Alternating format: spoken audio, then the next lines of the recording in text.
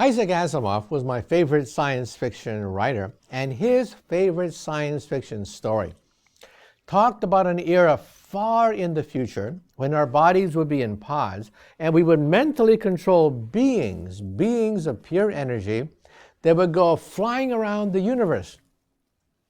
And of course, it was science fiction, but here's the idea: mind without body, pure consciousness roaming across the universe faster than any rocket ship. It turns out that that's actually a physical possibility.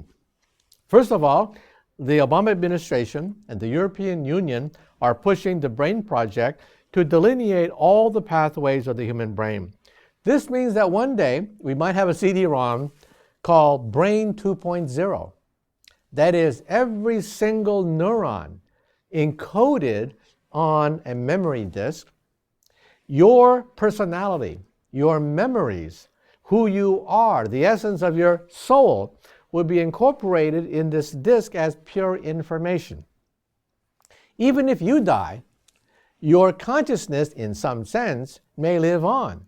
Now, you, as an organic being, will have died. That means that your neurons will turn to dust. But the configuration of neurons that made your thinking process possible can be put on a disk, in which case, in some sense, you become immortal. Not only immortal, but this could be the most efficient way to explore the galaxy, just like Isaac Asimov predicted in his short story.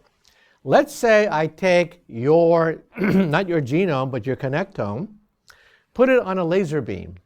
In fact, in the book, I actually calculate how big a laser beam will be required to put your consciousness as pure photons. Shine it into the heavens. You're now shooting consciousness into outer space at the speed of light. Forget booster rockets. Forget asteroid collisions. Forget radiation dangers and weightlessness and lack of oxygen. Forget all that. You are riding on a laser beam at the speed of light. And then at the end, there's a relay station which takes the laser beam and then puts it into a surrogate.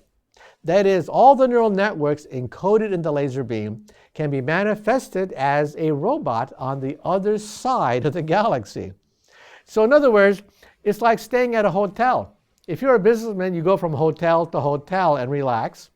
Same way, you would be on a laser beam going from relay station to relay station. And when you go to the relay station, you take the robot body of a superhuman. You become Superman on the other end of the rainbow. So is this a physical possibility? Yes. When might we have it?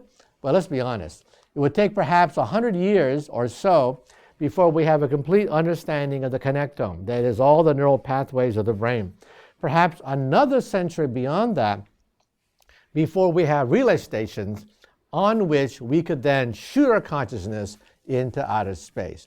Is it mathematically and physically possible? And the answer is yes.